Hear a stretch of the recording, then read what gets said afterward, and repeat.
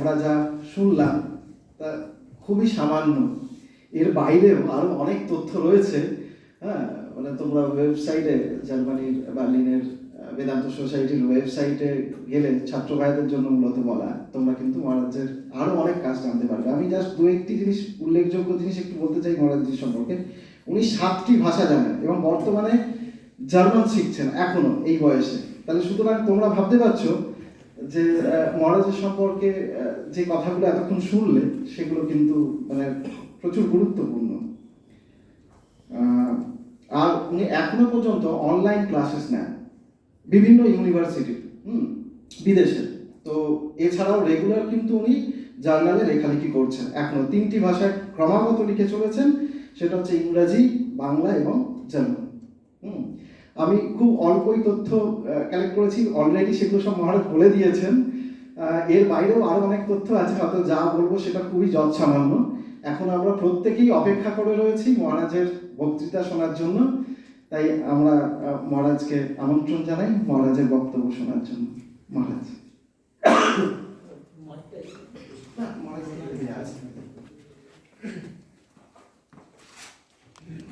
ওম সহনা ভবতু সহনৌ ভুনাক্তু সহ বীর্যং করবাবহৈ তেজস্বিনাবধীতমস্তু মা বিদ্বিষাবহৈ।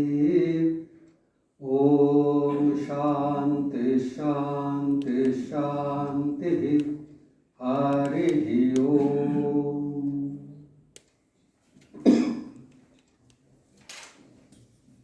আমার ভ্রাতৃপ্রতিম প্রিন্সিপাল মহারাজ একচিত্তানন্দজি এবং অন্যান্য সন্ন্যাসী ব্রহ্মচারীরা এবং আগত অতিথিরা এবং ফ্যাকাল্টি মেম্বার, শিক্ষক শিক্ষিকারা এবং উপস্থিত ছাত্র ভাইরা, আমি এই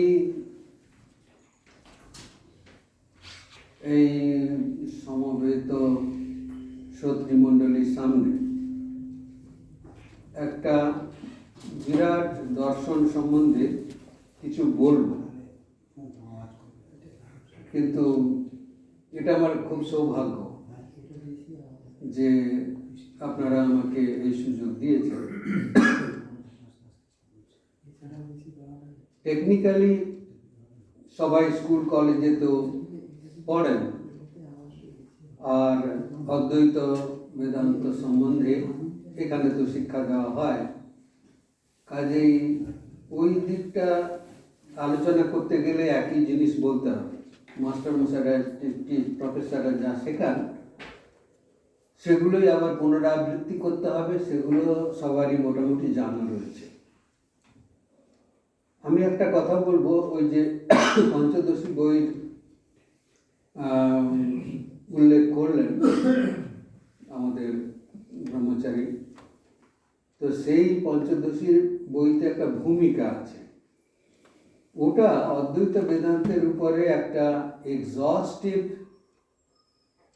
সামারাইজেশন কিন্তু একটা এক্সস্টিভ সামারাইজেশন রয়েছে। অদ্বৈত শব্দেতে তার কতগুলো স্কুল রয়েছে, 3টে স্কুল আছে, সেটা সম্বন্ধে এখানে আলোচনা রয়েছে। ওই ভূমিকাটা যদি আপনারা ছাত্রদের কাছে এবং যারা জিজ্ঞাসু তাদের কাছে উপলব্ধ করতে পারেন তাহলে পরে খুবই ভালো হবে। সেই জন্য আমি ওইসব ডিটেলসের ভেতরে যাচ্ছি না।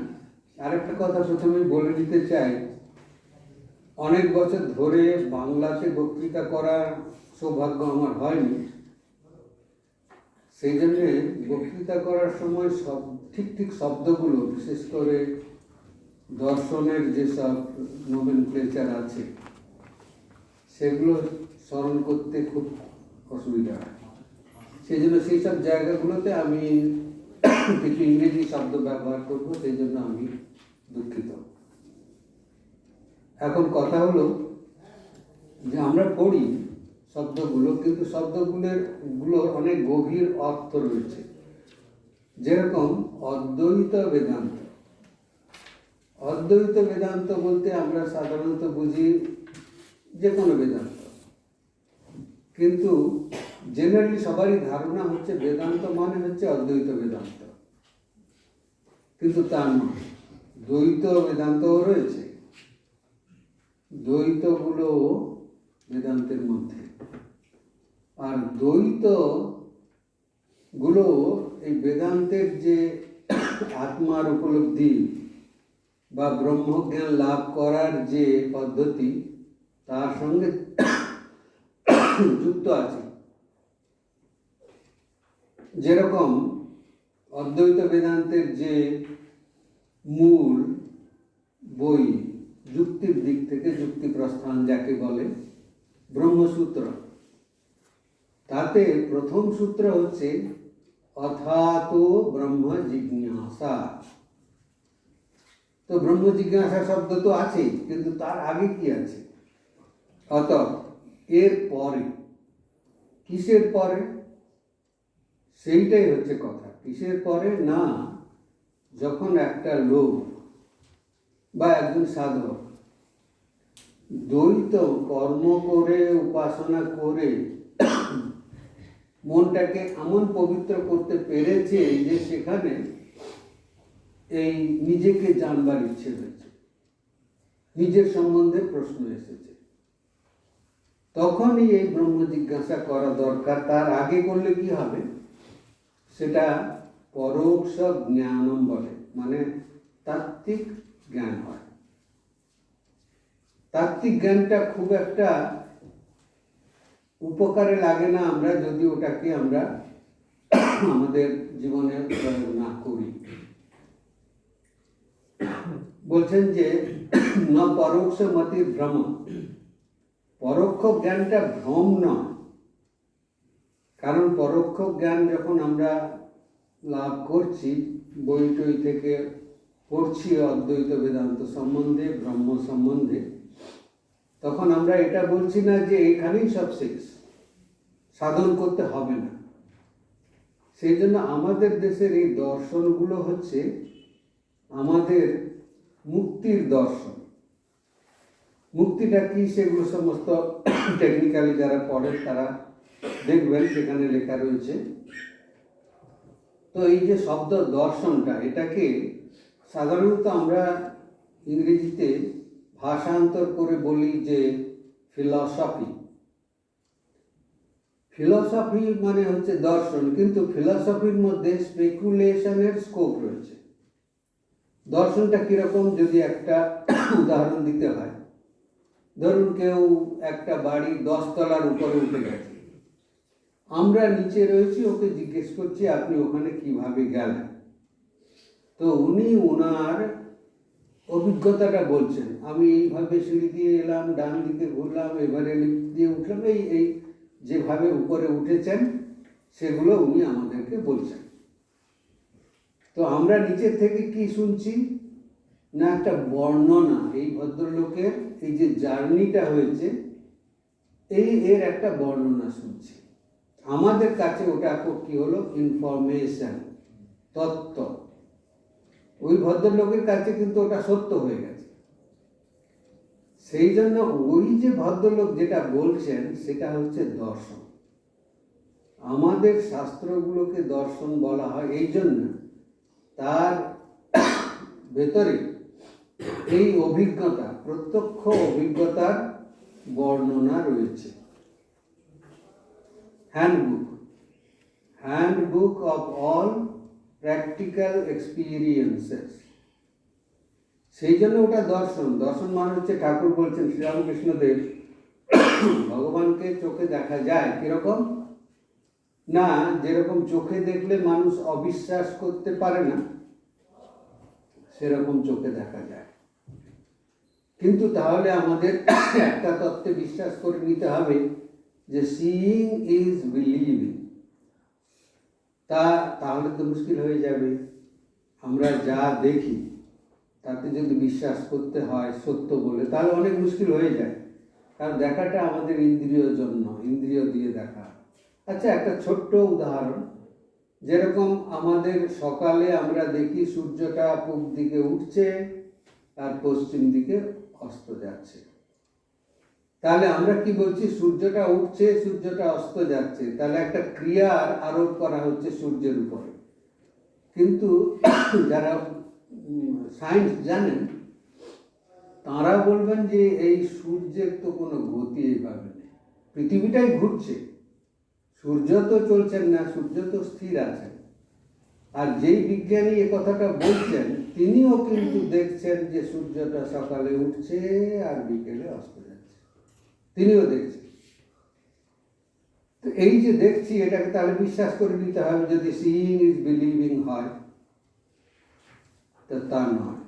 সেই জন্যে এই যে দর্শন মানে হচ্ছে অভিজ্ঞতা লব্ধ, নিজের অভিজ্ঞতা। ছোট কথায় বলতে গেলে আমি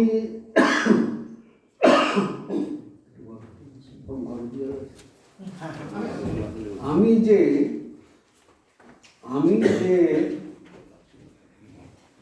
আছি, আমি আছি এর প্রমাণ কি? তোমাদের কেউ বলতে পারবে আমি আছি এর প্রমাণ কি?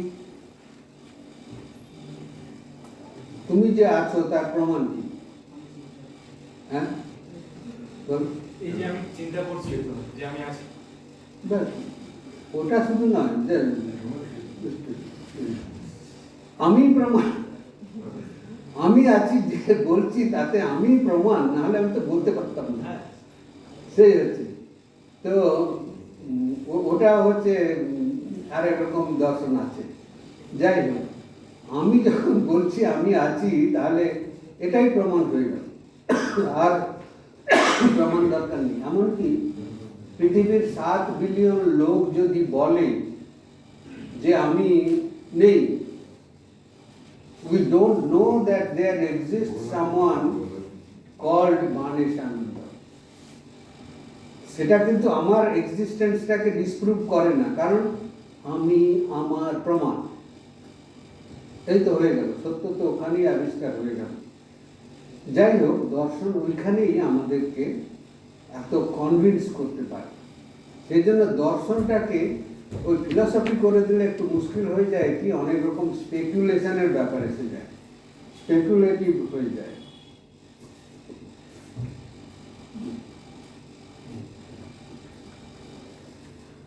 তো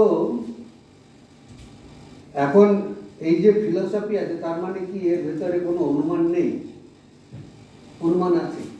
এইবার একটা বড় জিনিস এখানে আমাদের দর্শনের এটা অবদান, যে অনুমান কি নেই আমাদের? স্পেকুলেশন মানে অনুমান, ধরুন অনুমান অ্যাকচুয়ালি হচ্ছে আমাদের ইনফারেন্স, তো এখানে কি নেই? আছে।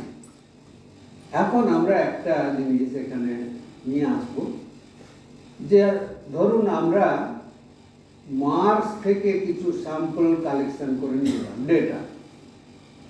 মার্স থেকে কিছু ডেটা নিয়ে এসে এখানে 5 জন সায়েন্টিস্ট মিলে সেটাকে অ্যানালাইজ করে তারপরে তারা তাদের একটা ফাইন্ডিংস দিল। কি দিল? They came out with a startling announcement, কি দেয়ার ইজ নো মুন। কি হবে? মার্স থেকে যদি স্যাম্পল জোগাড় করো তাহলে মার্স সম্বন্ধে বলতে হয়, মুন নেই এটা বলা যায়। আমাদের মুশকিল হচ্ছে কি, আমরা এই জাগতিক তথ্য দিয়ে অতি জাগতিক জিনিসটাকে প্রমাণ করতে চাই। সেজন্য অনেকে বলে না এই ভগবান আছেন, তার প্রমাণ কি? তো এই জন্য এখানে অনুমান ব্যবহার করা হয়। পৃথিবীর এই হিন্দু দর্শনগুলোই অ্যাকসেপ্ট করে যুক্তিকে প্রমাণ হিসেবে। অন্যান্য জায়গায় ফেথ ফেথ ফেথ সব জায়গায় আছে, থিওলজি বেশিরভাগ, কিন্তু এখানে যুক্তিটাকে স্থান দিয়েছে। কি যুক্তি? না, এই চেঞ্জফুল ইউনিভার্স সব কিছু বদলে বদলে যাচ্ছে, এর ভেতর থেকে যদি আমি আমার ডেটা কালেকশন করি তাহলে এর বাইরে যা আছে তাকে প্রমাণ করা যাবে। ওই যে মুন থেকে, মার্স থেকে ডেটা এনে ওই মুনের নন এক্সিস্টেন্স প্রমাণ করা যাবে। সেই জন্য এই যে changeful universe or world or our life, এর বাইরের যে জিনিস যেটা চেঞ্জলেস, আনচেঞ্জিং, সেখান থেকে ডেটা কালেকশন করতে হবে। আর সেই ডেটাকে অ্যানালাইজ করে আমাদের বলতে হবে ওই ট্রান্সেন্ডেন্টাল রিয়ালিটিটা কি, ওটা এই চেঞ্জফুলনেসটাকে ট্রান্সেন্ড করে বলে ওটাকে ট্রান্সেন্ডেন্টাল বলা। সেই জন্যে ওইখানে যে যুক্তিগুলো ব্যবহার করা হচ্ছে, ওই ট্রান্সেন্ডেন্টাল এক্সপিরিয়েন্সগুলো ওই দর্শনের মধ্যে লেখা আছে, বেদান্তে লেখা আছে। এখন ওইটা যে ঠিক লেখা আছে কিনা, কারো মনোপ্রসূত কিনা, সেটার প্রমাণ কি? প্রমাণ হচ্ছে এই যুক্তি দিয়ে আমরা প্রমাণ করে দেব যে হ্যাঁ ওটা ঠিক বলছে। আজকালকার দিনে আমরা তো আরো সোজা পথ পেয়েছি, যে একটা ওষুধ ঠিক এই রোগের জন্য কাজ করে কিনা সেটা জানার জন্য আমরা 5,000 লোকের উপরে ওটার একটা ব্যবহার করে একটা গবেষণা করলাম, শুধু স্ট্যাটিস্টিক্যাল, এবং তার রেজাল্ট বেরোলো না এটার খুব একটা প্রয়োজন নেই। তো এই স্ট্যাটিস্টিক্যাল ইনফরমেশনেতেই আমরা বলে দিলাম যে এটার কোনো প্রয়োজন নেই। ঠিক সেরকম ওখানে দেখছে যে একজন যে এই অভিজ্ঞতাটা লাভ করেছে তা না, অনেকে অনেক বছর ধরে এই একই অভিজ্ঞতা লাভ করেছে। কেউ হয়তো পরবর্তীকালে এসে আরো একটু বেটার এক্সপ্লেনেশন দিতে পারবে, কিন্তু তার দ্বারা যে তথ্য এবং যে সত্য উদ্ঘাটিত হয়ে আছে সেগুলোকে ডিসপ্রুভ করা যাবে না। সেই জন্য অনুমান প্রমাণ আছে, কিন্তু অনুমান প্রমাণটা ওই যে আমাদের যে দর্শন রয়েছে, যা এক্সপিরিয়েন্স, সেগুলোকে শুধু যাচাই করে নেওয়ার জন্য। সেই জন্য তর্কে লাগে, অনেক রকম রয়েছে, পদবাক্য প্রমাণত, ওইগুলোকে গ্রামাটিক্যালি ঠিক আছে কিনা, সেন্টেন্স হলে ওর মানে হয় কিনা, স্বাভাবিকভাবে বলতে গেলে, অথবা প্রমাণের যুক্তির দ্বারা প্রমাণ করা যায়। এই জিনিসগুলো আমাদের একটু মনে রাখতে হবে যে কোনো দর্শন পড়তে গেলে, বিশেষ করে অদ্বৈত দর্শন পড়তে গেলে। আর একটা জিনিস খুব ভালো করে মনে রাখতে হবে, যে বড় বড় টিচাররা বলেছেন, বইতে সেরকম কিছু লেখা থাকে না, দুটো কথা আছে, যে সর্বম খালু ইদম ব্রহ্ম, সর্বত্র সেই ব্রহ্ম, সেই রিয়ালিটি সর্বত্র রয়েছে। তো এই সব কিছুই সেই রিয়ালিটি, সব কিছুই ব্রহ্ম, এইটা একটা বলে। আর there is nothing but Brahman, non-dual. তো all is Brahman and there is nothing but Brahman, দুটো কথা রয়েছে। তো একটা হচ্ছে মনিজম আর একটা হচ্ছে নন ডুয়ালিজম। কথা হলো যে অদ্বৈত বলতে গেলে কিন্তু ওই সেকেন্ডটাই অ্যাকসেপ্ট করতে হবে, there is nothing but Brahman, nothing but reality. সেটাই হচ্ছে অদ্বৈত বেদান্তের প্রতিপাদ্য। আর সবগুলোই ব্রহ্মন, সব কিছুই ব্রহ্ম, সেটা যদি ধরি, সেটা কিরকম একটা এক্সাম্পল দেওয়া যায়, যে একটা অ্যাপেল আছে, তো আমরা বললাম তোমার কাছে কটা অ্যাপেল আছে? তখন বললো যে আমার কাছে একটাই আছে। দুটো নেই? না, দুটো নেই। নন ডুয়াল, না দুটো নেই। কিন্তু যখন ওই অ্যাপেলটাকে কেটে ফেলে অনেকগুলো হয়ে গেল, তখন there are 10 pieces of one and the same apple, তখন ওটাকে ওই একত্ববাদ বলা যাবে ওইভাবে। তখন অদ্বৈত, কিন্তু ওটা সবগুলো মিলিয়ে ওটা অনেকটা রামানুজের থিওরির দিকে চলে যায়। সেই জন্যে ওই দর্শন এবং ফিলসফি এবং এই নন ডুয়াল, এই শব্দগুলো এইভাবে অর্থগুলো বোঝার দরকার। আর একটা হচ্ছে মায়া। মায়া শব্দটা নিয়ে খুব কনফিউশন আছে। মায়া সম্বন্ধে অনেক রকমের সব তত্ত্ব রয়েছে। বিদেশেতে এই মায়া সম্বন্ধে বলতে গেলে খুব মুশকিল হয়, কারণ তারা ঠিক অত কঠিন কমপ্লিকেটেড যুক্তিগুলো বুঝতে পারে না। খুব সহজ কথাতে মায়া বলতে গেলে ইলিউশন নয়, এটা একটা ইলিউশন নয়। এই যে এই জগৎটা মায়া, আমার শরীরটা মায়া, এটা কি ইলিউশন? না, এটা হচ্ছে ইট ইজ বিং এক্সপিরিয়েন্সড। তাহলে কি করে ইলিউশন হলো? তো বলছে যে ওর ঠিক প্যারালাল ওয়ার্ডটা হবে যে রিলেটিভিটি। যারা সায়েন্সে জানেন তারা দেখবে রিলেটিভিটি, রিলেটিভ মানে time bound. It has a beginning, it has an end. এর শুরু আছে, শেষ আছে। তাহলে দেখুন, এই যে আমি আজকে জন্মেছি, আমি অমুক দিন মারা যাব, শুরু আছে শেষ আছে, এর মধ্যে কনস্ট্যান্ট পরিবর্তিত হয়ে যাচ্ছি। প্রতি 12 বছরে আমার সমস্ত সেলগুলো চেঞ্জ হয়ে যাচ্ছে। আমি তো সেই আর আমি নেই, কিন্তু আমি সেই আমি বলছি। তো এই যে এক্সপিরিয়েন্সটা হচ্ছে, অথচ তার শুরুও আছে শেষ আছে, সেইটাকে মায়া বলে, সেটাকে এক্স্যাক্টলি রিলেটিভিটি বলে। যে আমরা টাইম বাউন্ড একটা ব্যাপার রয়েছে। মায়াটাকে আবার অনির্বচনীয় বলা হয়। এই শব্দটা একটু কঠিন আছে। অনির্বচনীয় মানে যাকে এক্সস্টিভলি এক্সপ্লেন করা যাবে না, ডিফাইন করা যাবে না। কেন অনির্বচনীয়? না, খুব একটা বড় কথা এখানে আছে।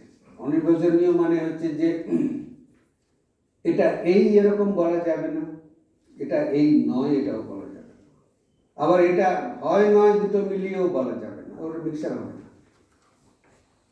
এটাকে বলা যাবে না, এটা নেই। কারণ নেই বলা যাবে না, কারণ বলছে অসৎ কারণত্ব অনুপত্তি। যা অসৎ, যা নেই, সে কিন্তু কোনো একটা কারণ হতে পারে। It cannot be a cause for an effect. একটা কজ যদি থাকে তাহলে ইফেক্টটা হয়, আর ইফেক্টটা যখন থাকে তখন কজটাকে কিন্তু নেগেটিভ করা যায়, অসৎ বলা যাবে না। আবার সৎ বলা যাবে না, কারণ এটা জ্ঞান হলে পরে শেষ হয়ে যাবে। আর একটা সায়েন্টিফিক্যালি যদি বলি, মায়াটাকে জানা যাবে না। কেন জানা যাবে না? না, মায়াটাকে অজ্ঞানের সঙ্গে তুলনা করা হচ্ছে। অজ্ঞান মানে আমরা জানি না। কেন জানি না? না, অজ্ঞানটাকে জানা যায় না, কারণ আলো আঁধার এটা হচ্ছে বিরুদ্ধ, পরস্পর বিরুদ্ধ স্বভাবায়ু। এইটা দুটো হচ্ছে পরস্পর বিরুদ্ধ স্বভাবে, একে আর একটাকে সহ্য করতে পারে। কিরকম হলো? সায়েন্টিফিক্যালি বলতে গেলে যে আমরা যদি ডার্কনেস খানিকটা নিয়ে লাইট দিয়ে ইনভেস্টিগেট করতে যাই, at no point of time darkness will be available for investigation by light. Darkness বলবে না, হ্যাঁ আমি বসে আছি দেখো, লাইট দিয়ে দেখো। লাইট মারলেই ডার্কনেস চলে যায়। শ্রীরামকৃষ্ণ বলছেন 1000 বছরের অন্ধকার একটা দেশলাইট কাঠি জ্বালালে সঙ্গে সঙ্গে চলে যায়। 1000 বছর ধরে ধীরে ধীরে করে যায় তা নয়। সেই জন্যে এইগুলো হচ্ছে মায়া, হচ্ছে জ্ঞান নাশ্য। জ্ঞান হচ্ছে মায়ার বিরোধী, আবার মায়া জ্ঞানের বিরোধী হলে বিপরীত হয়ে যাবে। সেই জন্য অধ্যাস বলে একটা মতবাদ শঙ্করাচার্য তিনি বলেছেন। আপনারা যারা আরম্ভবাদ পড়েছেন, তারপরে যে কি বলে পরিণামবাদ পড়েছেন, আরম্ভবাদ একটা শুরু হয় যেরকম তন্তু দিয়ে বস্ত্র হলো, আমি বললাম তন্তু মানে সুতো, সুতো থেকে বস্ত্রটা আলাদা। এটা একটা বলার মতো বলা, বস্ত্রটা সুতো ছাড়া নয়। আবার একটা হলো পরিণামবাদ, একটা দুধ থেকে দই হলো, দইটাকে উল্টে আর দুধ করা যাবে না। কিন্তু শঙ্করাচার্য এখানে এনেছেন অধ্যাসবাদ মানে বিবর্তবাদ। বিবর্তবাদ মানে হচ্ছে যেরকম রজ্জুতে সর্পের ভ্রম হলো, তো সাপটা তো সেখানে নেই, কে আছে? দড়িটা আছে। কিন্তু দড়িটাকে যখন আমি সাপ রূপে দেখছি, তখন কি দেখছি? দুটোকেই দেখছি, দড়ি আর সাপ দুটোকেই দেখছি। সাপটাকে দেখছি, যে সাপের স্বরূপটাকে দেখছি ওখানে, আর দড়ির সংসর্গ হচ্ছে। দড়িটা না থাকলে ওই সাপটা থাকতে পারবে না। তো এইরকম পঞ্চদশী ওই জায়গাতে এই প্রশ্নটাকে সমাধান করেছে এইভাবে, ওরা একটা চিত্রদ্বীপ বলে একটা প্রকরণ আছে ওই বইতে। পঞ্চদশী বইটা বেদান্তের যে আমাদের প্রথম বই রয়েছে, সেটা বেদান্ত সার, সেটার থেকে একটু উপরের দিকে। ওইখানে কিন্তু অনেক কিছু পরিষ্কার করে লেখা রয়েছে। সেখানে একটা দ্বীপ পঞ্চক রয়েছে, তো ওখানে চিত্র দ্বীপ বলে। দ্বীপ পঞ্চক মানে আত্মা যে চিৎ স্বরূপ, সেটা বলা আছে ওটাতে। তো ওখানে রয়েছে যে ধরুন একটা বিরাট ক্যানভাস রয়েছে, তার উপরে আমি ছবি আঁকবো। তো ওখানে পেন্সিল দিয়ে দাগ করে মানুষ, পাহাড়, নদী, এগুলো সব স্কেচ করে ফেললাম। তারপরেতে তুলি দিয়ে ওতে রং বুলিয়ে এটা নদী, এটা গাছ, এটা লাল কালার, এটা রং, এরকম করে দিলাম। এখন এই যখন চিত্রটা হয়ে গেল, চিত্রটার মধ্যে কি আছে? মানুষও আছে, গাছপালাও আছে, নদীও আছে, সূর্যও আছে, সব আছে। কিন্তু নদীটা গাছপালা নয়, গাছপালাটা সূর্য নয়, সূর্যটা মানুষ নয়, এগুলো ভিন্নতাও রয়েছে। কিন্তু একটা সত্য ওখানে রয়েছে যে ওই ক্যানভাসটা না থাকলে এই চিত্রগুলো আর হবে না। আর ওই চিত্রগুলো না থাকলে ক্যানভাসটা থাকতে পারবে। চিত্র ছাড়া ক্যানভাস থাকতে পারে, কিন্তু ক্যানভাস ছাড়া চিত্র হবে না। আর প্রতিটি যে অঙ্কন রয়েছে, মানুষ আছে, তার নিচে যে ক্যানভাস, সূর্যের নিচে সেই ক্যানভাস। যশ্চায়ম পুরুষে, সে হচ্ছে আদিত্য। আদিত্য মানে হচ্ছে সূর্য। তো সর্বত্র সেই এই কাহা, সে একই ক্যানভাস এই পুরুষের পিছনেও রয়েছে, আর নদীর পেছনেও রয়েছে, গাছপালার পেছনেও রয়েছে। একই রিয়ালিটি, আমাদের সব ভিন্নতার পিছনে রয়েছে একই রিয়ালিটি, একই ব্রহ্ম। কিন্তু আমার নিচে সেইটুকু মাত্র ক্যানভাস আছে যেটুকু আমার দরকার। সেই জন্য ওই অদ্বৈত বেদান্তে কূটস্থ বলে। কূটস্থ মানে হচ্ছে ব্রহ্ম চৈতন্য একটা, কূটস্থ চৈতন্য একটা, জীব চৈতন্য একটা, ঈশ্বর চৈতন্য একটা। জীবের নিচে যে অংশ, এই ক্যানভাসের অংশ, তার নাম যদি পুরো ক্যানভাসটাকে ব্রহ্ম বলি, জীবের নিচে ওই পরিচ্ছিন্ন ছোট্ট অংশটার নাম হচ্ছে কূটস্থ। আর এই সমস্ত অঙ্কনের পিছনে যে ক্যানভাসটা রয়েছে, তার নিচের অংশটার নাম হচ্ছে ব্রহ্ম। এখন এই অঙ্কন ছাড়াও কিছু অংশ আছে যেখানে আঁকা নেই। সেই ক্যানভাসের মধ্যে কিছু অংশ আছে যেখানে আঁকা নেই, সেটাও সেই ব্রহ্ম। এইভাবে একটা উদাহরণ। কথা হচ্ছে যে এইসব এক্সপ্লানেশনসগুলো দিতে গেলে আমরা কিছু কিছু ইনস্ট্যান্স ব্যবহার করি, কিন্তু examples are not the exact thing, এটা জানতে হবে। এই গরুটা কেমন একটা, কি দেখেছেন আপনি? এই 4 পাওয়ালা না, 4 পাওয়ালা আমি একটা ঘোড়া দেখেছি। এই ঘোড়ার মতোই খানিকটা, কিরকম না, 4 পা আছে, 2টো কান আছে, লেজ আছে, বলে দিলাম। তাহলে কি হলো? গরুটা উপমা দেওয়া হলো ঘোড়াটা দেখিয়ে, কারণ ঘোড়াটা দেখা যাচ্ছে, গরুটা নেই এখানে। যে জানে না গরু, তাকে বলতে হবে ঘোড়াটার মতোই অনেকটা। উদাহরণগুলো অনেকটা ওরকম হয়, কারণ উদাহরণগুলো কি হচ্ছে? ইহ জাগতি, এই জগতের উদাহরণ আমরা দিচ্ছি।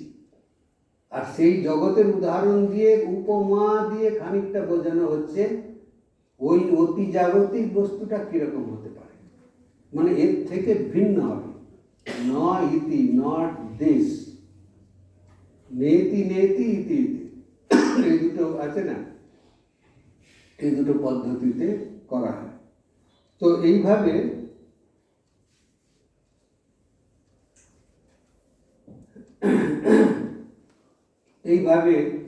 ব্রহ্ম আর জগৎ, জীব, এগুলোর মধ্যে তুলনা করে এইভাবে খুব সহজে দেখানো যায়। তারপরে হচ্ছে, এখন এই অদ্বৈত বেদান্তে 3টে স্কুল রয়েছে। 3টে স্কুল। আমরা সাধারণত জানি যে একটা বিম্ব প্রতিবিম্ববাদ বলে একটা আছে, যে প্রতিবিম্ব মানে আমার রিফ্লেকশন হচ্ছে, একটা ধরো গ্লাসের মিরর রয়েছে, তাতে আমার রিফ্লেকশনটা হচ্ছে, মুখের রিফ্লেকশনটা হচ্ছে। তো ওটা হচ্ছে প্রতিবিম্ব, মুখটা হচ্ছে বিম্ব, মানে this is the object and that is the reflection. তো এই যে জীবটা হচ্ছে রিফ্লেকশন, আর যে আমার মুখটা হচ্ছে সেটা হচ্ছে ব্রহ্ম, এইরকম একটা ধারণা। এইটা কিন্তু একটা স্কুল অফ বেদান্ত, বেদান্তের একটা স্কুল। আর একটা স্কুল হচ্ছে অবচ্ছেদ, এটা হচ্ছে বিবরণের স্কুল। আরেকটা অবচ্ছেদবাদ হচ্ছে, সেটা হচ্ছে ভামতী স্কুল।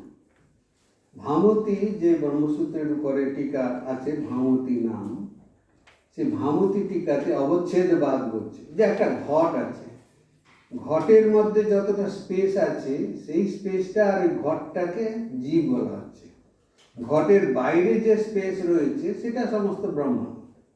এখন এই ঘরটা যদি আমি নরেন্দ্রপুর থেকে বার্লিনে নিয়ে যাই, তো নরেন্দ্রপুরের স্পেসটা কি চলে যাবে ওখানে? আমাকে পয়সা দিয়ে কিনে নিয়ে যেতে হবে, তার রেজিস্ট্রেশন করাতে হবে, সেন্ট্রাল গভর্নমেন্টের পারমিশন লাগবে। তা তো হবে না, আমি ঘরটা যেমন যেমন নিয়ে যাবো, সে সেখানকার স্পেসের মধ্যে দিয়ে হেঁটে চলে যাবে। এখান থেকে আমি স্পেসটা ঘটের মধ্যে নিয়ে যাব না। এইটা হচ্ছে রিয়ালিটির একটা কাছাকাছি উদাহরণ। স্পেস মানে আকাশও বলে, আকাশ মানে আমাদের আকাশ নয়, অবকাশ, অবকাশ মানে স্পেস।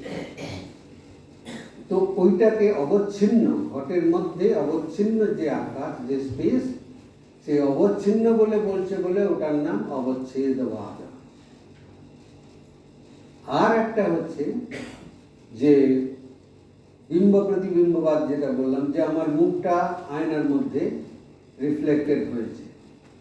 তো আমার মুখের যেরকম যেরকম সব রয়েছে ডেফিনিশন, ওইটা ওখানে উল্টোভাবে দেখা যায়। তো ওখানে আমরা করি কি না, এই জীব ব্রহ্ম হতে পারবে, তত্ত্বমসি তুমি সেই, দ্যাট ব্রহ্ম, দ্যাট ঈশ্বর, অ্যাকচুয়ালি ব্রহ্ম না, ঈশ্বর ইউ আর দ্যাট। তো ওখানে এই জীব আর ব্রহ্মের একত্বে ওর ওর সিদ্ধান্ত। আর তৃতীয় একটা স্কুল আছে যেটাকে আভাসবাদ বলে, যেখানে যেরকম যে একটা নদীর তীরে একটা গাছ রয়েছে, সেই গাছের ছায়াটা নদীর জলে পড়েছে, তো ওখানে ওই ছায়াটা কিন্তু গাছ থেকে আলাদা। আবার যার, এটা গাছেরই ছায়া, যে গাছের ছায়া সেই গাছেরই ছায়া, অন্য গাছের ছায়া এখানে না। তো কিন্তু ছায়াটার মাথাটা নিচের দিকে যায় আর পাটা উপরের দিকে থাকে, ওই জন্য ঊর্ধ্বমূল মদস্যা এখন বলে। তো ওইখানে ওই ছায়াটাকে নাকচ করাতে ওর সিদ্ধান্ত, যে ছায়াটা সত্যি নয়, এটা বোঝানোর জন্য ওই স্কুলটা এই নন-ডুয়াল বেদান্তের পথে হাঁটে। তো এই তিনটে স্কুল ওখানে আছে, বিম্ব প্রতিবিম্ববাদ বিবরণ স্কুলে, আভাসবাদ বিদ্যারণ্যের পঞ্চদশী, আর অবচ্ছেদবাদ হচ্ছে ভামতী বাচস্পতি মিশ্রের। তো এই তিনটে স্কুল রয়েছে। এখন এই তারপরে কতগুলো শব্দ রয়েছে, অজ্ঞান আর মায়া। অজ্ঞানটা ঠিক বেশি, একটা জীবের মধ্যে অজ্ঞান থাকে, আর সমষ্টিতে সবাই মায়ার দ্বারা আবৃত রয়েছে। এইভাবে ওর পার্থক্য বোঝানো হয়। তো জ্ঞানের পথটা কি এখানে? জ্ঞানের পথটা হচ্ছে self knowledge, know your self. কিরকম করে না, আমরা যখন এটা কি ওটা কি, এই জগৎটা কি, ঈশ্বর আছেন কিনা, এসব প্রশ্নগুলো না করে নিজের দিকে মুখ ফেরাই এবং প্রশ্ন করি আমি কে, তখন কিন্তু মনুষ্য জীবনের উদ্দেশ্য সিদ্ধ হয়ে যায়। যেটা ইভলিউশনারি বায়োলজিতে বলে আমরা হোমো সাপিয়েন। হোমো সাপিয়েন মানে ওয়াইজ ম্যান। আমরা ওয়াইজ হয়ে গেলাম কি করে? আমাদের আগের যে স্পিসিস ছিল তার নাম ছিল হোমো এরেক্টাস। এখন হঠাৎ করে হোমো এরেক্টাস প্যারেন্টসের বাচ্চাটা কি হোমো সাপিয়েন হয়ে গেল? না, তা হতে পারে না।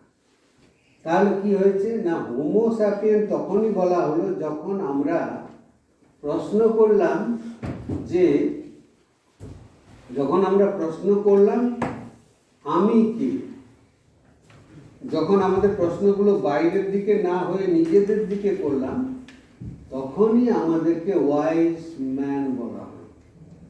এতদিন প্রশ্ন করে এসেছিলাম এই জগৎটা কি, ঈশ্বর আছেন কি না, কিন্তু এখন প্রশ্ন করতে শুরু করলাম আমি কে। এটা সাইকোলজিতে এটা একটা বিরাট বিষয় এখন, কন্টেমপ্লেটিভ সাইকোলজি। ওরা বলছে যে যখন আমরা নিজের সম্বন্ধে চিন্তা করি তখন আমাদের ব্রেনের মধ্যে কি পরিবর্তন হয়, কোন জায়গাটা নিউরনগুলো ফায়ার আপ করে, এইটা এই প্রশ্ন ওদের। ওরা দালাই লামার সঙ্গে একটা কন্ট্রাক্ট করে, ওদের যারা লামা রয়েছেন তারা যখন ধ্যানমগ্ন থাকেন তখন ওর এমআরআই করে দেখেছেন যে ওই সময় ব্রেনের কোন অংশেতে আলোকিত হয়ে থাকে। তো ওটাকে খুব দারুণ রিসার্চের মধ্যে ওরা দেখতে চাইছেন যে কন্টেমপ্লেটিভ সাইকোলজিতে, যে আমরা যখন আমাদের সম্বন্ধে চিন্তা করি তখন আমাদের ব্রেনের কোন পার্টটা অ্যাক্টিভ থাকে। এটা একটা দারুণ গবেষণার বিষয়, যার থেকে এখনকার দিনে অনেকগুলো খুব সুন্দর সুন্দর শব্দ আছে। তার মধ্যে খুব বড় শব্দ হচ্ছে এপিজেনেটিক্স। ওই বাংলা ঠিক নেই, কিন্তু করতে গেলে এরকম করা যেতে পারে, অবংশগতি, এরকম করা যায়। তারপরে হচ্ছে এগুলো সব অনেক ব্যাপার রয়েছে ওখানে, কিন্তু কথা হলো যখন আমরা নিজের দিকে ফিরে তাকালাম, আমি কে প্রশ্ন করলাম, তখনই আমাদের জ্ঞানের সূত্রপাত হলো। কি জ্ঞানের হলো? আমি কে নই সেইগুলো আমরা ধীরে ধীরে বুঝতে চেষ্টা করলাম। আমি কে প্রশ্নটা না হলে আমি কে নই সেই প্রশ্নটা আসতো না। এতদিন আমি জানি যে আমি এই চেয়ারটা নই, আমি বেঞ্চটা নই, বাইরে বাইরে। নিজেকে যখন প্রশ্ন করলাম আমি কে, তখন আমাদের ওই পঞ্চকোষ বিচার আছে না, কোষগুলো লেয়ার্স আপনার ছাল ছাড়াতে শুরু করলাম। চোখটা আমি কিনা, চোখের পেছনে যে মন আছে সে আমি কিনা, এইরকম করে করে আমির যে গভীরতা সেটাকে আমরা আবিষ্কার করতে পারলাম। আমি এই ব্যবহারিক জেনেটিক রিয়ালিটি নই। ইভলিউশনারি বায়োলজিস্টরা বলে তো আমরা জিন মেশিনস, এখানে তো কিছু নেই, মেশিন একটা, জিনগুলো একসঙ্গে বাস করে আছে একটা মেশিনের মধ্যে। তো আমি কে প্রশ্ন করলে এইগুলো ধীরে ধীরে ধীরে ধীরে বাদ পড়ে যাবে, তাহলে আমরা ভেতরে যাব। আমাদের জ্ঞানটা যখন হবে, কীরকম ধরনের জ্ঞানটা হয় আমি এগুলো ছোট ছোট করে বলছি, এবং সূত্রগুলো এরকম সুন্দর, যে আমি যখন বলি আই নো ইউ, আমি বললাম I know that I know you. I know you মানে হচ্ছে কি, I know that I know you. I do not know you মানে কি, আমি তোমাকে জানি না মানে কি, I know that I do not know you.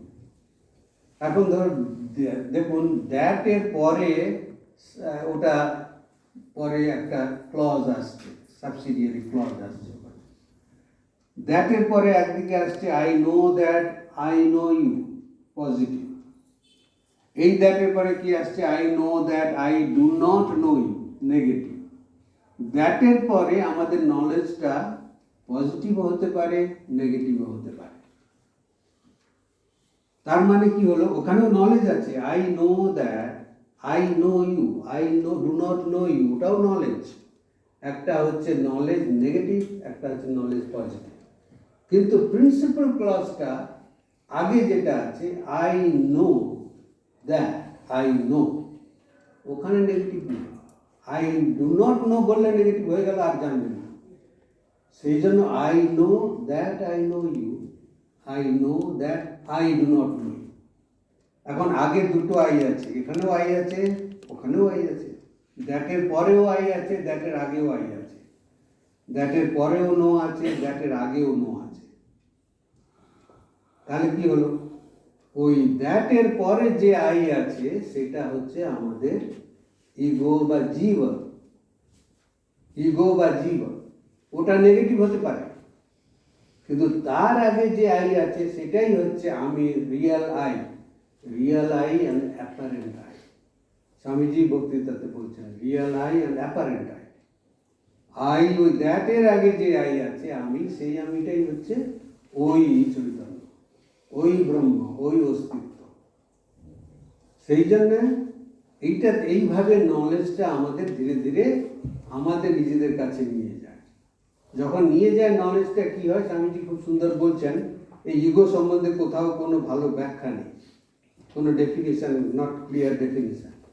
Swamiji বলছেন যখন আমরা চোখ দিয়ে কোনো একটা বস্তু দেখলাম, ইন্দ্রিয় চোখ দিয়ে একটা বস্তু দেখলাম, তো বস্তুটা দেখা হলে পরে চোখ দিয়ে দেখলাম, ওর একটা ইমপ্রেশন হলো, কিন্তু ওই নলেজটা তখন হয় না। যে আমি এই ঘুমিয়ে আছি, চোখটা চেয়ে আছি, তো সামনে দিয়ে অনেক কিছু চলে যাচ্ছে, আমরা দেখেও দেখছি না। অথবা আমি বই পড়ছি, পড়ে যাচ্ছি, কিন্তু কোনো মানে হচ্ছে না, কারণ আমি কান দিয়ে শুনছি দুজন লোক আমার বিরুদ্ধে কাছাকাছি কিছু বলছে। তার মানে আমার মনটায় কানে যুক্ত হয়ে আছে, চোখে নেই। যদিও আমি পড়ে যাচ্ছি, এক পৃষ্ঠা পড়েছি, জোরে জোরে পড়েছি, সবাই শুনেছে, কিন্তু আমি কিচ্ছু বুঝতে পারি, কারণ আমার মনটা ওখানে ছিল না চোখের সঙ্গে। কাজে ওই চোখের দর্শনের সঙ্গে মন না থাকলে পরে সেই দর্শনটা কিন্তু দর্শন হয় না। সেই জন্য বাইরে অবজেক্ট আছে, তার পেছনে চোখ আছে, আর তার পেছনে হচ্ছে মন আছে। তো স্বামীজি বলছেন যে চোখ আছে, চোখটা হচ্ছে একটা ইনস্ট্রুমেন্ট।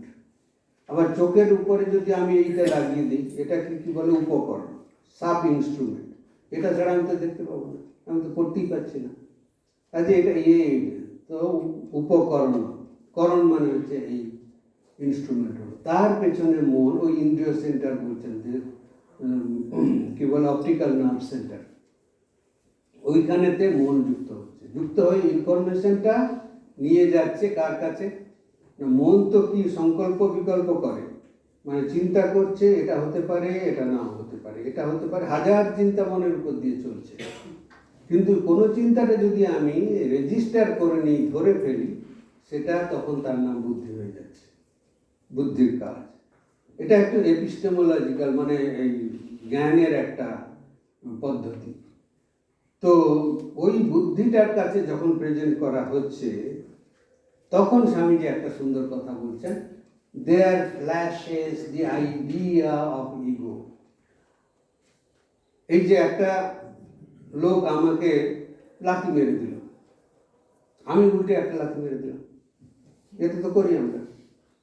কিন্তু আমি দাঁড়িয়ে আছি, একটা পালোয়ান যাচ্ছে, আমাকে একটা ঘুষ মেরে দিয়ে গেল, আমি দেখে নিয়ে বুঝলাম যে অবস্থাটা খারাপ, তাহলে কেমন আছেন স্যার, দাদা কেমন আছেন, করে দিলাম। রিয়াকশানটা তো হচ্ছে না ঠিক একই রকম, লাথির বদলে লাথি হলো না। For each and every action there is an equal and opposite reaction. তো অপোজিট তো হলো না, লাথিও মারলাম না, উল্টে বললাম কেমন আছেন। সেরকম মাকে এসে বাচ্চাকে লাথি মেরে দিল, মাকে উল্টে লাথি মেরে দিল, সেটা তো হয় না। তো কি হলো না, আমাদের এই অ্যাকশানগুলো কি হবে সেইটা এখন ওইখানে স্থির করতে হবে। যে ইনপুটটা এলো, তার বিরুদ্ধে রিয়াকশানটা কি হবে সেটা এখন ঠিক করতে হবে। তখন হচ্ছে, ধরো আমরা ভাবলাম যে আমাদের মনটা, ভেতরটা একটা computer hard disk. Computer hard ডিস্কের মধ্যে একটা কুইক স্ক্যানিং হয়ে গেল, ওর ভেতরে দেখা গেল অনেক স্টোরড মেটেরিয়াল আছে। এই লোকটা যে আমাকে লাথি মারলো তার সম্বন্ধে অনেক খবর আছে, আর ও অনেকবার আমার এই ভদ্রতার সুযোগ নিয়েছে, এবারে আমি ছাড়ছি না, রিয়াকশন হয়ে গেল। আবার যখন বাচ্চাটা এসে লাথি মারলো, মা দেখলো, কম্পিউটার সাহায্য করছে, কিন্তু মা জানে এটা আমার বাচ্চা, সেই পরিচিতিটা হয়ে গেল না।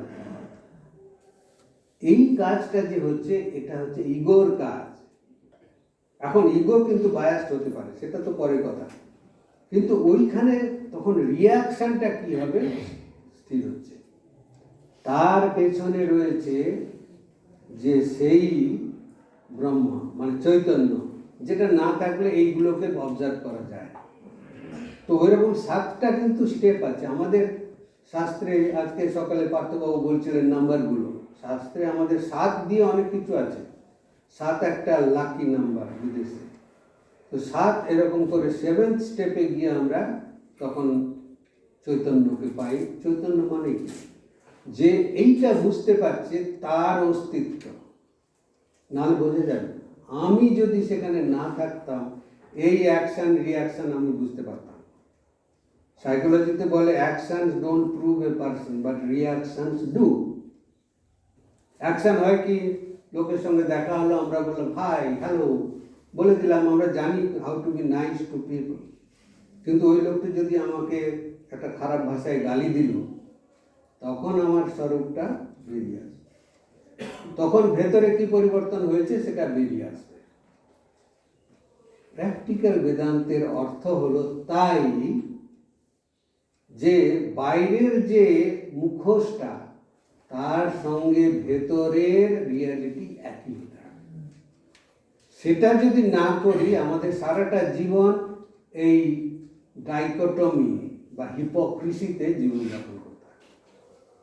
সেটা হচ্ছে প্র্যাকটিক্যাল বেদান্ত। নলেজ আমাদের এইটা দেয়, আমাদের নিজেদের সম্বন্ধে সচেতন করে দেয়, আমরা কে, হু অ্যাম আই। আর সেইটার খোঁজ নিতে নিতে আমরা গিয়ে পৌঁছলাম I am that reality. And what is that reality? সৎ এব, তারপর কি আছে? সৎ এব সৌম্য ইদম অগ্রে আসিত। সব কিছু বাদ দেওয়া যায়, চৈতন্যকেও বাদ দেওয়া যায়, আনন্দকেও বাদ দেওয়া যায়, কিন্তু সৎকে বাদ দেওয়া যায়।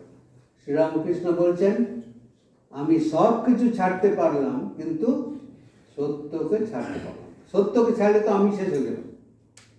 সেই জন্য এই যে অদ্বৈত বেদান্তের প্র্যাকটিক্যাল অ্যাপ্লিকেশন হচ্ছে আমাদেরকে মানুষ হিসেবে বাঁচতে শেখায়। আর কিভাবে বাঁচতে শেখায় মানুষ হিসেবে? না, আমরা নিজেদের পায়ের উপরে দাঁড়াতে পারি। অন্যের ধার করা শক্তিতে 3-4 জন মিলে একসাথে চলে গিয়ে হট্টগোল করে দিলাম, ওই শক্তিতে আমার বিশ্বাস নেই। আমি নিজে গিয়ে কথা বলছি, এরকম করে। তো নিজের পায়ে নিজে দাঁড়ানোর শক্তিটা এনে দেয়। এই হচ্ছে জ্ঞানের ব্যাপার। তো ওখানে বলছে যে নিত্য বস্তু বিবেক, ইহা মূত্র ফল ভোগ বিরাগ সমদমাদি সম্পত্তি মুক্ষুত্বম, এগুলো সমস্ত পদ্ধতি দেওয়া আছে কি করে। কিন্তু অ্যানালিসিসটা সেলফ অ্যানালিসিসই হয়। যেটাকে আমরা অ্যাপারেন্ট সেলফ বলে ভাবছি, সেটাকে অ্যানালাইজ করতে করতে আমরা রিয়াল সেলফে যখন পৌঁছে যাই। আর যখন পৌঁছে গেলাম, কি হলো না, আমার সমস্ত কি হলো, খোঁজা শেষ হয়ে গেল। খোঁজা শেষ হলো। খোঁজাটা কোথায় শেষ হলো? নিজের ভিতরে, স্বান্ত। ওই আমার সমস্ত প্রশ্নের শেষটা হচ্ছে নিজের মধ্যে। তখন আর কিন্তু প্রশ্ন থাকবে না। আমি যদি নিজেকে জেনে যাই যে আমি সেই ব্যক্তি, আর খোঁজার দরকার কি? একটা উদাহরণ দিচ্ছে যে শঙ্করাচার্য বলছেন যে গলায় একটা হার রয়েছে, আমি ভুলে গেছি যে হারটা গলায় আছে, খুঁজে বেড়াচ্ছি চারিদিকে। তারপরে কেউ দেখিয়ে দিয়ে বললো, হারটা তো তোমার গলায় রয়েছে। তখন আমি বললাম, দেখে নিলাম, দেখে নিয়ে ও এটা আমার গলায় আছে। কি নতুন করে হার প্রাপ্তি হলো? না, এটা তো ছিলই, আছেই। তাহলে কি হলো? দুটো কাজ হলো না, আমার খোঁজাটা বন্ধ হয়ে গেল। আর একটা হলো কি, উদ্বেগটা ধীরে ধীরে কেটে গেল। আর এই উদ্বেগটা ততক্ষণ কাটবে না যতক্ষণ এটা শেষ না হচ্ছে। ওই যে মোমেন্টাম চলতে চলতে এক জায়গায় গিয়ে শেষ হবে। তস্য তাবদেব চিরং যস্মাৎ ন বিমোক্ষে অথ সম্পত্তি। ততদিন এইটার গতি চলতে থাকবে, শরীর মনের গতি চলতে থাকবে জ্ঞান লাভ করার পরেও, যতদিন এর গতিটা শেষ না হয়ে যাচ্ছে। তো এইভাবে এই জিনিসগুলো বুঝতে হবে। এমনি টেকনিক্যালি বুঝলে মানে হবে কি, আমরা কিছু একটা শিখে নিলাম আর সেটা লিখে দিয়ে পরীক্ষায় পাস করে গেলাম। সেজন্য কালকে কথা হচ্ছিল, আমি বললাম যে একজন ওখানে জার্মানিতে পল ডয়সন বলে একজন প্রফেসর ছিলেন, উনি ইন্ডোলজিস্ট ছিলেন। তো উনি ওনার লাইফ লিখছেন, একজন জার্মান, তিনি এসেছিলেন আমার সঙ্গে কথা বলতে। স্বামী বিবেকানন্দ পল ডয়সনের সঙ্গে দেখা করতে গেছিলেন জার্মানির নর্থেতে কিল বলে একটা শহর আছে, KIEL, সেখানে। তো ওনার স্বামী বিবেকানন্দ ওর সম্বন্ধে কি অ্যাসেসমেন্ট করেছে। তা আমি ভালো কথাগুলো স্বামী বিবেকানন্দ বলেছেন সেগুলো বললাম, বইয়ের রেফারেন্স দিলাম, তারপরে বললাম but I have an observation, কারণ আমি জার্মানিতে এত বছর ধরে আছি আর ওই সমস্ত ইন্ডোলজিস্টদের সম্বন্ধে আমি জানি, পড়েছি। আমি বললাম উনি কিন্তু as a scholar he appreciated the great theory of non dual Vedanta or Vedanta or Upanishads, but he never applied those things in his own life. সেই জন্য আমাদের ওখানে যারা বেদান্ত লেকচার শুনতে আসে তাদের আমি বললাম যদি শুধু Vedanta as theory want to know, you go to universities first. ইউনিভার্সিটিতে চলে যাও, ওখানে আমাদের থেকে শিক্ষিত বেশি প্রফেসররা রয়েছে, তারা বলে দেবে। সেটার জন্য আমাদের সময় নষ্ট করা, তোমার সময় নষ্ট করার দরকার। But if you want to put that thing into practice then you should come here. না হলে হবে কি আমরা থিওরিতে সব শিখবো, প্র্যাকটিক্যাল লাইফেতে ওগুলো কোনো প্রয়োগ থাকবে না। ম্যানেজমেন্ট প্রফেসর ম্যানেজমেন্ট শিখিয়েই যাচ্ছে সারা জীবন, এদিকে বাড়িতে 3 জনের সংসারটাকে ম্যানেজ করতে পারছে না। এই তো অবস্থা দাঁড়ায় প্র্যাকটিক্যাল লাইফে। সেই জন্য এই প্র্যাকটিসটা হয় কি, নিজেকে যখন জানা যায় তখন আমাদের মধ্যে প্রচণ্ড আত্মবিশ্বাস আসে, আমরা নিজের পায়ে দাঁড়াতে পারি। আর তখন এই চেঞ্জফুল ওয়ার্ল্ড, অলিক ইলিউশরি, এই অ্যাপারেন্ট রিয়ালিটিতে দাঁড়িয়েই আমরা সেই আলটিমেট রিয়ালিটিকে, অ্যাবসলিউট ব্রহ্মকে জানতে পারি। বেদান্তে কিন্তু অ্যাবসলিউট রিয়ালিটি বলে না, বলে আলটিমেট রিয়ালিটি। অনেক রিয়ালিটি রয়েছে, রিয়ালিটি অনেক ভাগ রয়েছে। আমাদের কেসি ভট্টাচার্যের বইতে আছে, দেখবো যে স্বপ্নে যে রিয়ালিটিটা অনুভব হয় তাকে বলে ডিসেপটিভ রিয়ালিটি। অ্যাপারেন্ট রিয়ালিটি জাগ্রত অবস্থায় হয়, আর আলটিমেট রিয়ালিটিটা মানে কি বলে ওটাকে অ্যাওয়েকেন্ড স্টেজ। জাগ্রত অবস্থা থেকে জেগে উঠলে যে স্টেজটা হয় তাকে অ্যাওয়েকেন্ড স্টেজ বলে। Waking state and অ্যাওয়েকিং state. তো এই স্টেজগুলোতে উনি ডিসেপটিভ রিয়ালিটি বললেন যে স্বপ্ন অবস্থায় আমাদের যে এক্সপিরিয়েন্স হয় যে রিয়ালিটির দ্বারা, সেটার নাম ডিসেপটিভ রিয়ালিটি বলে। কথা হলো যে একটা উদাহরণ দিয়ে আমি শেষ করবো, অনেক ব্যাপার সব রয়েছে, মুক্তি টুক্তি অনেক কিছু বলতে হবে, ওগুলো সব বইতেই আছে। তো ওখানে একটা আছে, এটা মান্ডুক্য উপনিষদে আছে, যে অ্যানালিসিস হচ্ছে এই স্টেটগুলো। একজন জেগে আছে তাকে বললাম ওয়েকার, জাগ্রত লোক। স্বপ্ন দেখছে তার মানে হলো ড্রিমার, যে স্বপ্ন দেখছে। আচ্ছা, এই দুটো নিয়ে আলোচনা করা যায়, স্লিপার আমি ছেড়ে দিলাম। তো ওয়েকার যখন জেগে আছে তখন জগৎটাকে অনুভব করছে, যখন ঘুমিয়ে পড়ল তখন জগৎটা তার কাছে নিশ্চিহ্ন হয়ে গেল, নেই হয়ে গেল তার কাছে। ঘুমিয়ে পড়লে সে কি হলো, তারপরে কি হলো না, একজন ড্রিমার ড্রিম করছে। কার ড্রিম হচ্ছে? ড্রিমার। তাহলে ওই ড্রিম স্টেটেতে কে জেগে আছে? ড্রিমার জেগে আছে। কে ঘুমিয়ে আছে? ওয়েকার ঘুমিয়ে আছে। ওয়েকার ঘুমিয়ে আছে। এখন কথা হলো, যখন ড্রিমার জেগে আছে, ড্রিম দেখছে, ওয়েকার তখন ঘুমিয়ে আছে। আবার যখন ওয়েকার জেগেছিল, জগৎটাকে দেখছিল, তখন ড্রিমার ঘুমিয়েছিল। এখন ওয়েকার কি করে ওই ড্রিমারের ড্রিমটাকে জানতে পারে? ওয়েকারটা কি করে ড্রিমারের ড্রিমটাকে জানতে পারে? কারণ ওয়েকার তো এদিকে ঘুমিয়ে গেছে, তখন তো সে তো ড্রিমার কি করছিল জানে না। এর দ্বারা প্রমাণিত হচ্ছে যে পিছনে একটি লোক আছে, যারই ওয়েকিং স্টেট তারই ড্রিম স্টেট। আমরা বাইরের থেকে এরকম একটা দেখছি। এই হলো। আর একটা কঠিন প্রশ্ন আসে নন ডুয়াল বেদান্তে, যে শ্রীকৃষ্ণ বলছেন গীতাতে, জ্ঞানাগ্নি সর্ব কর্মানাম ভস্মসাৎ কুরুতে। যখন জ্ঞান হয়ে যায়, আত্মজ্ঞান হয়ে যায়, সমস্ত কর্মের শেষ হয়ে যায়। কর্ম মানে কর্মের প্রোডাক্ট হচ্ছে আমাদের শরীর, মন। তাহলে শরীরটা নষ্ট হয়ে যাওয়ার কথা, তা তো হয় না। না, তা হওয়া উচিত নয়। কারণ হলো কি, যদি তা হয়ে যেত তাহলে জ্ঞানের পরে কি উপলব্ধি হয় সেটা বলবে কে? তাহলে ওখানে বলে আচার্য ভাব, আচার্য বলে কেউ থাকতো না, কেউ টিচার থাকতো না, জ্ঞানের পরে কি হবে? এটা একটা কঠিন প্রশ্ন। সেই জন্য এটা বলছে কি, যে যখন প্রারব্ধ যখন এই শরীরটাকে নিয়ে যাচ্ছে, সেই প্রারব্ধের উপরে ভরসা করে জ্ঞান লাভ হয়ে সঞ্চিত যে কর্মগুলো রয়েছে সেই কর্মগুলোকে নষ্ট করে দিল। নষ্ট করে দিলে কিন্তু প্রারব্ধ নষ্ট হয়ে যাবে, কারণ যে লোকটা জ্ঞান লাভ করলো তার তো সব নষ্ট হয়ে যাওয়ার কথা, শরীরটাও তো জ্ঞানের প্রোডাক্ট। সেটা হয় না কেন? সেটা হয় না দুটো কারণে। একটা কারণ হচ্ছে শ্রীরামকৃষ্ণ বলছেন যে 21 দিন পর্যন্ত শরীরটা থাকতে পারে। ওই যে মোমেন্টাম বললাম না, ও চলতে থাকে, 21 দিন পরে পড়ে যায়। এটা শ্রীরামকৃষ্ণের স্পেশাল কন্ট্রিবিউশন।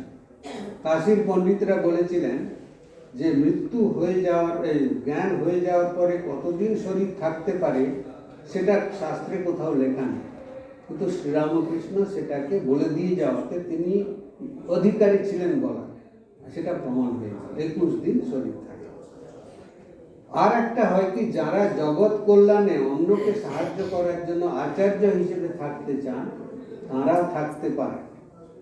সেই জন্য বিমুক্তাশ্চ বিমুচ্যতে বলে দুটো শব্দ আছে। যে মুক্ত হয়ে গেছে সে আবার মুক্ত হয়ে যায়। ব্রহ্মজ্ঞান লাভ করার পরে যে মুক্তি হয়েছে সেই মুক্তিটা তো মুক্তি, কিন্তু শরীর চলে গেলে পরে ফাইনাল যে লিবারেশনটা হয় সেটার থেকে আর পুনর্জন্ম হয় না, আর শরীর প্রাপ্তি হয় না। সেই জন্য বিমুচ্যতে বলছে। কেন এই শরীরটা থাকবে? তখন ওটা বলছেন যে ওটা না হলে উপজীব্য বিনাশ রূপ একটা যে লজিক আছে ওটা খণ্ডিত হয়ে যাবে। মানে তুমি আপনি একজনের বাড়িতে গেস্ট হয়ে গেলেন, আর গেস্ট হয়ে গিয়ে হোস্টকে মেরে দিলেন, এটা অনৈতিক হবে। গেস্ট হয়ে গিয়ে হোস্টটাকে মারা যায় না। সেই জন্য কি হবে, যে প্রারব্ধকে অবলম্বন করে জ্ঞান লাভ করা হলো সেই জ্ঞান সেই প্রারব্ধকে নষ্ট করতে পারে। সেই জন্য ওই শরীর আরো কিছুদিন চলতে থাকে। তস্য তাবদেব চিরম যাবৎ ন বিমোক্ষ্যে অত সম্পর্কে। সেই প্রারব্ধকে ধরেই, অজ্ঞানকে ধরেই জ্ঞান লাভ করতে হবে। সেই জন্য শাস্ত্রে আছে অসত্যে বর্তমানে স্থিত্বা তত সত্যম সমীহতে। এই অসত্য অলিক জগতের উপরে দাঁড়িয়েই সেখান থেকে সত্য লাভ করতে হবে, এরপর ছাড়ার কোনো উপায় নেই। এই জগতের উপরে থেকেই জানতে হবে যে পৃথিবীটা ঘুরছে, সূর্যটা ঘুরছে না, অথচ আমরা ঘুরছি সবসময়। সেই জন্যে এই মুক্তিটাতে মুক্ত হয়ে যাওয়ার পরেও শরীর থাকতে পারে, লজিক্যালি ইট ইজ অ্যাকসেপ্টেবল। এই বাস, এটার মধ্যে তো খানিকটা মুক্তির কথা হয়ে গেল। আমি আর বেশি কিছু বলবো না, এখানে শেষ করছি। এই গুরুর কথা কিছুটা রয়েছে, কত সময় গুরুর কথা আছে। গুরু সম্বন্ধে বিশাল একটা প্রবলেম। বিদেশেতে গুরু শব্দ বলা চলবে না, কিন্তু হ্যাঁ গুরু বলা যাবে না, কিন্তু বলতে হবে কি গাইড, ম্যাডাম, স্যার। এই জগতে এমন কোনো আর্ট নেই যেখানে কোনো টিচার নেই। আবার একজন বলবে, লোকে বলবে যে কি করে বুঝবো যে ইনি ব্রহ্মজ্ঞান লাভ করেছেন, তার কাছে তবে আমি শিক্ষা লাভ করব। এখন কথা হলো কি, আমি যদি ম্যাথমেটিক্স পড়তে চাই আর আমি স্কুলে আছি, ছোট স্কুলে কিন্ডার গার্ডেনে আছি, আমাকে ম্যাথমেটিক্স শেখাচ্ছে, তো আমি যদি বলি যে আইনস্টাইন না হলে আমি কারোর কাছ থেকে ম্যাথমেটিক্স শিখব, এটা একটা বিপদ হয়ে গেল। আবার বিপদ হবে কি, আইনস্টাইনকে ওই স্কুলে ছোটদের পড়াতে দিলে ফেল করে যাবে, আইনস্টাইন পড়াতেই পারবে না। তো হলো কি, যে ওই স্কুলে যে ম্যাথমেটিক্স পড়াচ্ছে সে তোমার জন্য আইনস্টাইন। সেই জন্য একবার রমণ মহর্ষিকে কেউ জিজ্ঞেস করলো যে স্যার আপনি কি ভগবান দেখেছেন? রমণ মহর্ষি বললেন যে দেখো, ওইটা একবার ঘটে গেছে, আমি রামকৃষ্ণ নই। তারপরে বাবা তুমি কিন্তু বিবেকানন্দ নও। বিবেকানন্দ গিয়ে প্রশ্ন করলে রামকৃষ্ণকে পাবে, নাহলে কিন্ডার গার্ডেনের ছেলে যদি প্রশ্ন করে তার আইনস্টাইন আছে সেখানে। কিন্তু এই গুরুর প্রয়োজন কেন? গুরু বলছে গুরু ব্রহ্মা, গুরু বিষ্ণু, গুরুদেব ও মহেশ্বর, এটা সব গাইডের সম্বন্ধে ঠিকই। গুরুর প্রয়োজন কেন? না, গুরু হচ্ছে কি গাইড আমাদের মনের মধ্যে একটা ইন্সপিরেশন জাগিয়ে দেয়। স্যার কোন প্রজেক্টটা আমি করব, এতগুলো প্রজেক্ট আছে, তখন গাইড বললেন যে এটা করে দেখো, আমার এক্সপিরিয়েন্সে যা বলে এটা করা উচিত হবে, সুবিধা হবে। তারপরে রোজই গিয়ে তুমি প্রশ্ন করছো এখন কি করবো, সেটা কি করবো, এই অসুবিধা হলে কি করব। দেখো গুরু ইন্সপায়ার করে যাচ্ছে, ব্রহ্মা উনি একটা জন্ম দিচ্ছেন ইন্সপিরেশনের, সবসময় তোমাকে সবসময় এনথিউজ করে রাখছেন, ইন্সপায়ার করে রাখছেন, তো জন্ম দিচ্ছে। বিষ্ণু মেনটেন করছেন, তোমাকে সব রকম সাহায্য করে তোমাকে ওই প্রজেক্টটাতে রেখেছেন যাতে ওই প্রজেক্টটা তুমি ফলো করতে পারো। আর মহেশ্বর মানে তোমার যতগুলো ডাউট ছিল অথবা ডিফিকাল্টি ছিল সেগুলোকে উনি রিমুভ করার চেষ্টা করছেন। স্যার একটা বিকার ভেঙে গেছে কি করব, একটা পিপেট ভেঙে গেছে কি করব, না কিনে আনো, এটা সেক্রেটারি বলে দিল, কিনে দিল। তো এগুলো হচ্ছে ওই ধ্বংস করে দিচ্ছেন, তোমার অভাবগুলো পূরণ করে দিচ্ছেন। তো এই গুরু মানে হচ্ছে যে এই বেদান্ত শিখতে গেলে যারা বেদান্তের ব্যাপারে সাধক টিচার তাদের কাছে যেতে হবে, নাহলে ইউনিভার্সিটিতে যাও অসুবিধা নেই। সাধক টিচারের কাছে গেলে পরে বেদান্ত জীবনে প্রয়োগ করা শিখতে পারে। আমাদের ওখানে অনেক ছাত্ররা আছে, মানে ছেলেরা আছে ওইসব দেশে, তারা বাইরে দেখে, তোমরা সর্বপ্রিয়ানন্দের লেকচার শুনেছ? অনেকে শুনেছে, ও দেশেও সব শুনে। আর আমাদের ওখানে সর্বপ্রিয়ানন্দের লেকচার শুনতে অনেক আসে। তো তারা ছেলেপুলেগুলো এসে বলছে যে আমরা এখানে সাধু হতে চাই। আরে বাবা দাঁড়াও, অপেক্ষা করো, কি ব্যাপার হলো? না, আমি বললাম তোমরা বাইরে থেকে দেখেছো সর্বপ্রিয়ানন্দ খুব ভালো বক্তৃতা করে, করে বিভিন্ন রকম ক্যারিসম্যাটিক ব্যাপার রয়েছে, ভেতরে এসে দেখো কিন্তু আমরা সব সর্বপ্রিয়ানন্দ নই, সব শ্রীরামকৃষ্ণ নয়। তো কি হলো তাহলে? না, ভেতরে এসে দেখো, তারপরে বুঝবে যে বাইরে এদের যেরকম দেখছি সেরকম কিনা। এরা যে এত মানে ওরা ভাবছে যে ভেতরে ঢুকে গেলেই মনে হয় পরের দিন থেকে সর্বপ্রিয়ানন্দের মতো বক্তৃতা করতে পারবে। তা আমি এই ছেলেদেরকে বলি, দেখো সর্বপ্রিয়ানন্দকে যখন তুমি কোট করে, সর্বপ্রিয়ানন্দজি এই বলেছেন, আমি বলি প্রশ্নটা তাকেই করো, সর্বপ্রিয়ানন্দ এই বলেছেন, তো আমাকে প্রশ্ন করছো কেন? উনাকেই প্রশ্ন করো, আমি তো বলিনি। তো কথা হলো, এই সর্বপ্রিয়ানন্দজি যখন বক্তৃতা করছেন উনি কিন্তু রেফার করছেন কোথায়? নিজেকে আমি করছি বলছে, বলেন উপনিষদ বলছে, অমুক ঋষি বলেছে, আইনস্টাইন বলেছে, অমুক বলেছে, অমুক বলেছে, সেইগুলো পড়ো, তবে সর্বপ্রিয়ানন্দ হতে পারবে। হতে পারবে কিনা সন্দেহ আছে, ঠিক আছে, চেষ্টা করলে তো হবে, কি চেষ্টা করলে তো হবে। হ্যাঁ, তো গুরুর এই হচ্ছে কি, গুরু এই যে বড় বড় প্লেয়ার রয়েছে তাদের কি হয়, ফর্ম চলে যায় না, দে লুজ দেয়ার ফর্ম। তখন কি হয়, তখন ছেড়ে দিয়ে বসে কাঁদতে থাকে নাকি? না, আমি দেখেছিলাম রজার ফেডারার, নাম শুনেছে তো? সুইজারল্যান্ডের না জার্মানির একজন বিরাট, জার্মানির বিরাট কি টেনিস প্লেয়ার না? আমি গৌরবের সঙ্গে জার্মানি বললাম, আসলে সুইজারল্যান্ড। একবার রাজাগোপালাচারীকে জিজ্ঞেস করেছিল, আপনি নাকি যখন ছোট ছিলেন বিবেকানন্দকে এই প্রশ্ন করেছিলেন, এরকম সব শোনা যাচ্ছে। তখন আমি কোনোদিন করিনি, আমার সঙ্গে দেখাই হয়। তখন বলে, সে কি আপনার নামে এসব বেরোচ্ছে, তাহলে আপনি ওগুলোকে খণ্ডন করছেন না কেন? তখন বলে, সত্যি করে হোক মিথ্যা করে হোক বিবেকানন্দের সঙ্গে দেখা হয়েছিল, এইটা যদি বলে আমি তো খুশি হবই, কেন আমি খুশি হবই, কত বড় সম্মান হলো। তো সেই রকম এই গুরুরও দরকার রয়েছে। কারণ আমি একটা গল্প বলে শেষ করবো, খুব দারুণ গল্প। একটা জুডো টিচার অনেক সব ছেলে মেয়েদেরকে জুডো শেখায়। ওসব দেশে কিন্তু এটাই বলতে হবে যে জুডো শেখায় সবাইকে। তো জুডো শেখায়, তার মধ্যে একটি ছেলে খুব ভালো জুডো শিখছে, খুব অ্যাম্বিশন যে আমি জুডো কম্পিটিশানেতে 1 নম্বরে আসবো।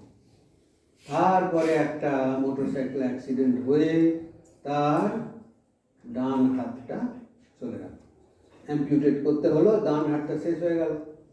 তারপরে সেরে টেরে এসে গুরুর কাছে কাঁদছে, আমি এখন কি করব, আমাকে কি করে শেখান। আমার খুব অ্যাম্বিশন ছিল আমি জুডোতে বিরাট একটা কিছু হব।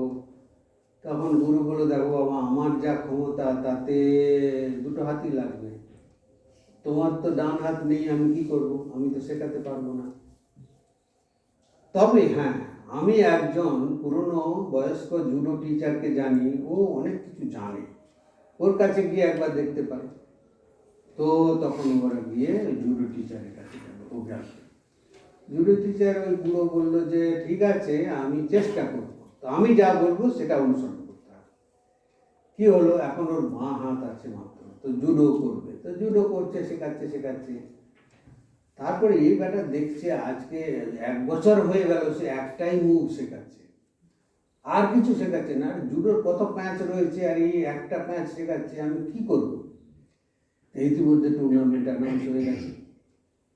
তখন ও বলে, ও টিচার বলছে যাও নাম লেখাও। ওরে বাপ রে বাপ, আমি একটা মাত্র প্যাঁচ শিখেছি, আমি কি করে নাম লেখাবো। তো আমি বলছি যাও না, একবার চেষ্টা করে দেখো। তো গেছে, কতগুলো রাউন্ডে ও জিতে যাচ্ছে, এসে সেমিফাইনাল পৌঁছে গেছে। সেমিফাইনালে যে পৌঁছে গেছে সেই তো মুখ ধরপড় করছে। এরপরে যে যার সামনে সে দাঁড়াবে, সে তো ওকে তো এক ধাক্কাতে শেষ করে দেবে। তো এসে বলছে, স্যার আমাকে এবারে ছেড়ে দেন, আমি উইথড্র করছি। বলছে, আর পাগল কোথাকার, তুমি বলছি যাও। তো সেমিফাইনাল খেলেও জিতে গেছে। তারপর বলছে এরপরে আমি নেই, আমাকে মেরে ফেলুন, কেটে ফেলুন, নাহলে আমি সুইসাইড করবো, জুডো আর হবে না আমাকে। ওখানে লোকের হাতে মরাচ্ছে, নিজের হাতে মরে যাবে। তখন বলছে, আমি বলছি এতদিনে তুমি আমার কাছে যা শিখেছো ওখানে যাও, আমি বলছি তুমি যাও, আমি থাকবো সেদিন। এই বাবা, টিচারও থাকবে। তো সেখানে গিয়ে টিচার বসে আছেন, আর করতে করতে জিতে গেছে। জিতে গিয়েই কাঁদতে আরম্ভ করেছে। আর কেঁদে কেটে তারপরে তার গুরুর কাছে এলো। এই আমি টিচার বলি, এখন গুরু বলবো না, পরে গুরু বলবো। তাই টিচারের কাছে এলো, এসে বললো যে স্যার আপনি আমাকে একটা কথা শুধু বলুন, আমি জিতলাম কি করে। তখন বললো, আপনি তো আমাকে একটাই মুভ শিখিয়েছেন, আমি ও ছাড়া তো আর কিছু জানি না, আমি জিতলাম কি করে। বললো, আমি তোমাকে এমন একটা মুভ শিখিয়েছি যেটা তোমাকে হারাতে হলে তোমার অপোনেন্ট পার্টি তোমার ডান হাতটাকে ধরা উচিত ছিল, আর তোমার তো ডান হাত নেই।